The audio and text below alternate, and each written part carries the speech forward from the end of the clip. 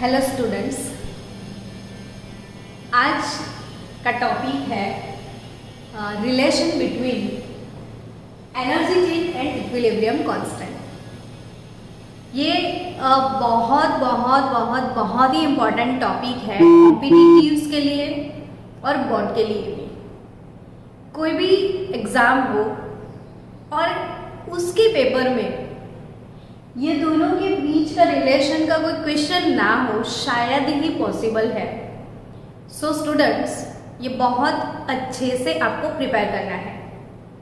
So start करते हैं अभी कि एनर्जी चेंज यानी कि डेल्टा जी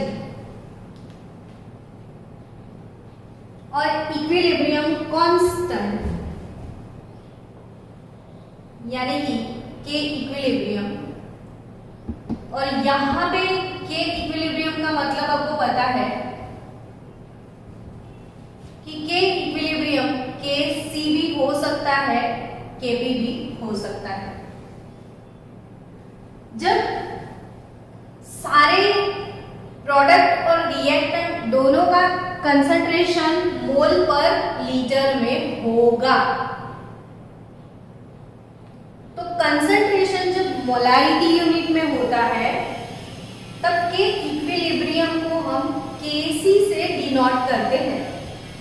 लेकिन अगर जितने भी स्पीसीज हैं वो सारे गैसियस हैं, यानी कि आपके सारे रिएक्टेंट गैसियस है एज वेल एज आपके प्रोडक्ट भी गैस है, तो उस टाइम गैस का कंसंट्रेशन हम प्रेशर के यूनिट में लेते हैं। गैस का कंसंट्रेशन बार या अदर यूनिट्स में होता है इन टर्म्स ऑफ प्रेशर होगा। आई मीन टू से कि अगर प्रोडक्ट रिएक्टेंट दोनों गैस है तो उसका कंसंट्रेशन प्रेशर के यूनिट में होता है, तो उस वक्त के इक्विलिब्रियम के लिए हम Kp लिखते हैं। तो हम यहाँ पे दोनों Kc और Kp whatever the sign here, लेकिन इन दोनों का रिलेशन जो है डेल्टा जी के साथ क्या है वो पढ़ना है। अब डेल्टा जी यानी gives free energy change is related with delta G not यानी कि स्टैंडर्ड चेंज। ये स्टैंडर्ड क्या होता है? तो जब कोई रिएक्शन होता है तो वो रिएक्शन के सारे कंडीशन स्टैंडर्ड होते हैं, यानी कि जब टेम्परेचर हो तो 298 केल्विन ही हो, प्रेशर हो तो 1 बार ही हो, जो भी रिएक्टेंट है वो अपने स्टैंडर्ड फॉर्म में हो और जो प्रोडक्ट आता है वो भी स्टैंडर्ड फॉर्म में आए। तो सारे कंडीशंस अगर आपने स्टैंडर्ड सिलेक्ट किए हैं तो उस वक्त जो फ्री एनर्जी है उसको हम स्टैंडर्ड फ्री एनर्जी चेंज बोलते हैं। और कोई डिफरेंट टेम्परेचर है, what ever the temperature, what ever the pressure, at any condition delta G जो मिले उसको नॉन स्टैंडर्ड डेल्टा जी बोलते हैं। तो यहाँ पे ये standard delta G not plus RT LL QC ऐसा एक रिलेशन इक्विलिब्रियम में हम पढ़ते ही हैं। तो यहाँ पे QC यानी रिएक्शन कोशेंट वो होता क्या है? तो concentration of product upon concentration of reactant होता है, जो कि सेम Kc और Qc दोनों सेम होते हैं, बट एग्जैक्ट इक्विलिब्रियम कोई रिएक्शन जैसे मैंने स्टार्ट किया है, देखो जैसे N2 gas plus 3 moles of hydrogen gas gives us 2 moles of ammonia gas है, ठीक है। अब ये रिएक्शन मैंने अभी भी शुरू किया, मैंने नाइट्रोजन ले लिया, मैंने हाइड्रोजन ले लिया, दोनों को मिक्स कर दिया, मेरा रिएक्शन स्टार्ट हो चुका है। अब एट रैंडम टाइम मैंने ये रिएक्शन को रैंडम कोई भी टाइम मेरी इच्छा करता है वो टाइम पे, मेरी मर्जी के टाइम पे मैंने अचानक से रिएक्शन को चेक किया कि कितना नाइट्रोजन बचा है, कितना हाइड्रोजन बचा है, कितना अमोनिया प्रोड्यूस हुआ। सो एट एनी टाइम मैंने सपोज इसका कंसंट्रेशन ले लिया कि 0.1 मोलर है, ये 0.2 मोलर है और ये 0.5 मोलर बन चुका है फॉर एग्जाम्पल। तो एट रैंडम टाइम ये मेरे पास कंसंट्रेशन आया और मैंने इक्विलिब्रियम कांस्टेंट कैलकुलेट किया, अमोनिया स्क्वायर अपॉन ये N2 गैस और H2 का क्यूब, और यहाँ पे मैंने कंसंट्रेशन लिख दिया, ये 0.1 है और ये 0.2 का क्यूब ऐसे। तो उस वक्त रैंडम कोई भी टाइम पे आप कंसंट्रेशन निकाल के कांस्टेंट को कैलकुलेट करते हो तो उसको QC बोलते हैं, QC reaction quotient, reaction quotient QC बोलते हैं। And at any time, but ये रिएक्शन को मैंने पूरा अच्छे से कंप्लीट होने दिया। अच्छे से कंप्लीट होने के बाद इसमें इक्विलिब्रियम एस्टैब्लिश हो चुका है, ये पूरा इक्विलिब्रियम आ चुका है, और उसके बाद आफ्टर इक्विलिब्रियम, एट इक्विलिब्रियम, जब इक्विलिब्रियम एस्टैब्लिश होता है उसके बाद मैंने परफेक्ट इसकी कंसंट्रेशन निकाली और फिर मैंने कैलकुलेट किया तो वो Kc। So at equilibrium point constant को Kc बोलते हैं, and without equilibrium at random point उसको QC बोलते हैं। अब आपको पता है कि if QC less than Kc होता है, QC का वैल्यू कैलकुलेट कर लेते हैं और Kc से उसका वैल्यू कम है तो अंदर फॉरवर्ड रिएक्शन चालू होता है, मतलब रिएक्शन कौन सा फॉरवर्ड रिएक्शन चल रहा है।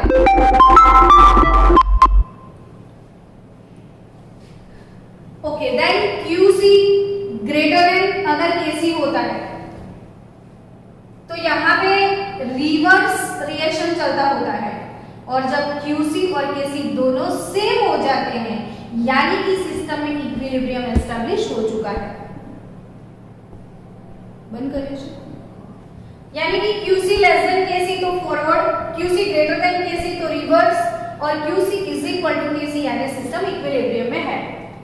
मुझे यहाँ पे अभी PhD नहीं करना है, जस्ट ऐसे ही मैंने एक्सप्लेन किया कि QC क्या होता है।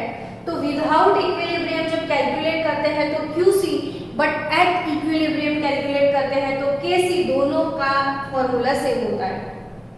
अब QC कैसे डन, QC की वैल्यू निकालने से क्या फायदा होता है, क्यों QC कैलकुलेट करने का, तो QC इसीलिए कैलकुलेट करते हैं ताकि हम प्रिडिक्शन कर पाए कि अभी फॉरवर्ड रिएक्शन चल रहा है या रिवर्स रिएक्शन चल रहा है या सिस्टम इक्विलिब्रियम में है। तो एट रैंडम एनी टाइम आपने QC निकाल दिया तो QC लेस देन Kc आया तो फॉरवर्ड रिएक्शन चल रहा है, अगर QC ग्रेटर देन Kc आया तो रिवर्स रिएक्शन चल रहा है, और दोनों सेम आ गए तो बट ऑब्वियसली इक्विलिब्रियम है। तो यहाँ पे अब डेल्टा G की बात करें तो there are 3 possibility of delta G। तो अगर डेल्टा G 0 होता है, मैं कब से आपको सिखाए जा रही हूँ कि delta G less than 0 then reaction is spontaneous, delta G greater than 0 then reaction is non-spontaneous, but delta G is equal to 0, then reaction is in equilibrium state। तो यहाँ पे अगर इक्विलिब्रियम है तो QC बन जाएगा आपका Kc। तो यहाँ पे इसको मैंने 0 डाल दिया, डेल्टा G नॉट लिख दिया, और यहाँ पे लिख दिया RT ln, तो QC की बजाय मैं लिख सकती हूँ Kc। So I got relation here, relation post करेंगे पहले।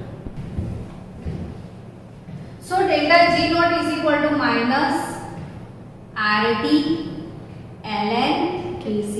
तो पक्के से ये रिलेशन आप याद कर लो, बाय हार्ट कर लो ताकि भूल ना जाओ।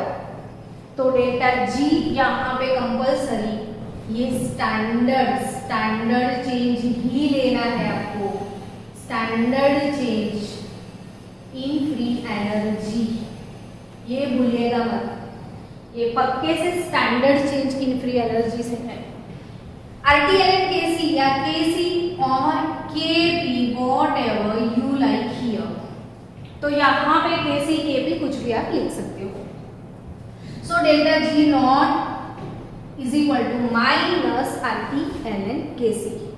Delta G not is equal to minus R T L N K C. अब मुझे एल एन में नहीं लिखना है, लॉग में कन्वर्ट करना है। तो मुझे 2.303 से मल्टीप्लाई करना है, ये तो पता ही है, हम बहुत बार पढ़ चुके हैं ये चीज। तो minus 2.303 R T log K P, ये एल एन ई के बेस पे होता है, लॉग हमको 10 के बेस पे लेना है। तो यहाँ पे मैंने एल एन से कन्वर्ट किया लॉग में। तो अब फॉर्मूला बन रहा है delta G not is equal to minus 2.303 R T log K P. तो ये है रिलेशन के पी और डेल्टा जी नॉट के बीच में।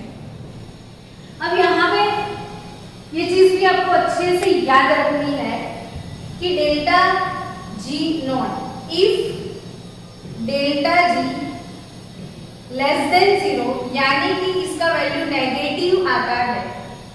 If delta G not negative आता है तो k का वैल्यू ग्रेटर देन 1 होगा। If delta G not positive है तो k का वैल्यू लेस देन 1 है, और delta G not is equal to 0 है तो k इज इक्वल टू 1 है। तो ये रिलेशन यहाँ पे आपको अच्छे से लर्न करना है कि if delta G not negative then reaction is spontaneous. Spontaneous मतलब अपने आप होता है। अब k ग्रेटर देन 1 तो k होता क्या है? तो concentration of product upon concentration of reactant. अब रिएक्शन खुद ही हो रहा है तो वो तो बहुत अच्छे से होगा, और जब बहुत अच्छे से होगा ना तो बहुत सारा प्रोडक्ट मिलेगा। So amount of product will be very high. So यहाँ से मुझे अमाउंट ऑफ प्रोडक्ट का पता चलता है कि डेल्टा जी नेगेटिव है, रिएक्शन स्पॉन्टेनियस है, तो प्रोडक्ट अमाउंट ज्यादा होगा, वो दिख रहा है ग्रेटर देन 1 करो। तो concentration of product greater than concentration of reactant, यानी कि amount of product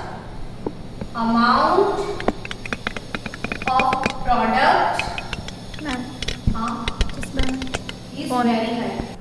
so delta G negative है, k ग्रेटर देन 1 है, तो amount of product is very high here. If delta G positive then k less than 1, then amount of product less here, and delta G is equal to 0 है, तो k 1 है, तो amount of product और equilibrium यानी दोनों का product constant हो जाएगा, सॉरी दोनों का कंसंट्रेशन कांस्टेंट हो जाएगा, यानी कि सिस्टम इक्विलिब्रियम में है। तो यहाँ पे delta G is equal to 0, then k is equal to 1 and system is in equilibrium state. तो ये क्लियर हो गया। अब ये अकॉर्डिंग टू दिस रिलेशन कैसे कैसे क्वेश्चन आपको सॉल्व करने हैं उसको समझते हैं हम। तो चलो कैसे क्वेश्चंस आपको पूछेंगे। ओके, यहाँ पे मैंने क्वेश्चन लिखा है कैलकुलेट इक्विलिब्रियम कांस्टेंट, यानी कि आपको ये गैस गैस गैस दिख रहा है, तो आपको यहाँ पे इक्विलिब्रियम कांस्टेंट Kp कैलकुलेट करना है। रिएक्शन गिवन बिलो, यानी कि यहाँ पे रिएक्शन दिया हुआ है, उसके साथ आपको फॉर्मेशन एनर्जी यानी कि गिब्स फ्री एनर्जी भी दे रखी है। तो आपको आपके पास है गिब्स फ्री एनर्जी, आपको कैलकुलेट करना है Kp। तो अब कैसे कैलकुलेट करोगे? तो अभी अभी रिलेशन पढ़ा था आपने कि delta G not is equal to minus 2.303 R T log Kp। अब 2.303 RT log Kp, तो डेल्टा G नॉट कितना है, तो -2 8.61 किलो जूल है। तो कोई बात नहीं, आपको किलो जूल में लेके चले जाएंगे, यहाँ पे अपॉन -2.303 आर का वैल्यू किलो जूल में कितना होता है, तो 8.314 वैल्यू ऑफ आर 8.314 होगा जूल में, तो किलो जूल में होगा 8.314 इंटू उसका 1000 ऊपर चला जाएगा। टेम्परेचर कितना है हमारे पास, तो 298 केल्विन टेम्परेचर दे रखा है, तो that is equal to log Kp, यानी कि हमारे पास लॉग Kp का वैल्यू आ जाएगा। चलो आपके पास कैलकुलेटर है, थोड़ा फास्ट आप उसका आंसर मुझे दे सकते हो कि 40.0648 इसका वैल्यू आपको मिलेगा। अब आपको क्या करना है, क्योंकि आपको Kp कैलकुलेट करना है, तो Kp के लिए आपको कैलकुलेट करना है एंटी लॉग, ये लॉग अब हटाओगे तो यहाँ आएगा एंटी लॉग 40.648। अब एंटी लॉग कैसे निकालोगे, तो एंटी लॉग हमेशा पॉइंट के बाद का जो फिगर है उसका ही निकलेगा। आपको एंटी लॉग यहां से निकालना है, तो कि पॉइंट के पहले 40 है उसका क्या करेंगे, तो ये जो 40 है वो एंटी लॉग 40 हो जाएगा, यानी कि 10 के पावर में 40 लिख दो। पॉइंट के पहले जो फिगर है उसको 10 के पावर में समझो कि आपके पास एंटी लॉग 2 लिखा है, तो इसका मतलब 10 टू दी पावर 2। आपके पास लिखा है एंटी लॉग -5, तो इसका मतलब 10 टू दी पावर -5। वेट, अगर आपके पास लिखा है एंटी लॉग 20, तो इसका मतलब होगा बच्चों 10⁻²0। क्लियर। अगर आपके पास लिखा है एंटी लॉग 103, तो डजंट मैटर 10⁻103, यानी कि ये जो फिगर है इसका बट ऑब्वियस मतलब यही होता है anti log 40 then anti log this, यानी पॉइंट के पहले जो फिगर है वो 10 के पावर में जाएगी 10⁻40। अब बचा क्या, तो हमको एंटी लॉग कैलकुलेट करने का है 0.0648 का। अब ये कैसे कैलकुलेट करोगे, तो आपके पास एंटी लॉग का टेबल मिलता है एग्जाम में, लॉग टेबल जो एक बुक आता है, लॉग एंटी लॉग दोनों उसमें से आप निकाल सकते हो कि भाई 0.06 एंटी लॉग के टेबल में, तो ये मैं क्लास में आपको रेगुलर में सिखाऊंगी, लेकिन यहाँ पे मेरे पास एक शॉर्टकट ट्रिक भी है जो आप कैलकुलेटर से कर सकते हो। तो अगर आपको देखो कैलकुलेटर से 2 का लॉग निकालना है, चलो लॉग 2 निकालना है, तो अब क्या प्रोसेस करोगे लॉग निकालने के लिए, 2 का लॉग निकालना है, तो कैलकुलेटर पे पहले आप 2 प्रेस करो, यानी आपकी स्क्रीन पे 2 दिखेगा। 2 आने के बाद आप 30 टाइम रूट वाला बटन प्रेस करो, 13 टाइम रूट वाला बटन प्रेस करो। 2 पहले आप स्क्रीन पे लिख दो, कितने टाइम 13 टाइम रूट प्रेस करो, फिर आप करो -1 इंटू 3558, फिर इज इक्वल टू प्रेस करोगे तो आपको 2 का लॉग मिल जाएगा। हेलो एवरीवन, ये प्रोसेस फॉलो करो तो आपके पास आंसर आना चाहिए 0.3010। समझ रहे हो कि भाई 2 का मुझे लॉग शॉर्टकट कैलकुलेटर, आप बोर्ड की एग्जाम जब देते हो तो बोर्ड की एग्जाम में आपके हाथ में कैलकुलेटर होता है, तो कैलकुलेटर से ही शॉर्ट ट्रिक से आप लॉग निकाल सकते हो कैलकुलेटर से डायरेक्टली, तो कैसे निकालोगे? तो आपको लॉग देखना है, 2 का लॉग देखना है, तो कैसे देखोगे 2 का लॉग? तो आप 2 को प्रेस करो कैलकुलेटर पे, फिर 13 टाइम रूट वाला बटन प्रेस करो, फिर -1 into 3558, that is our log. अब मुझे यही चीज का 0.3010 का एंटी लॉग निकालना है। जैसे ऑक्सीडेशन का ऑपोजिट है रिडक्शन, इंटीग्रेशन का ऑपोजिट है डेरिवेशन, वैसे ही यहां पे लॉग का ऑपोजिट है एंटी लॉग। अगर मुझे 2 का लॉग ये मिलता है तो मुझे इसका एंटी लॉग 2 ही मिलेगा। तो मुझे लॉग का जो पूरा प्रोसेस है वो ऑपोजिट डायरेक्शन में लेके जाना है, तो एंटी लॉग मिल जाएगा।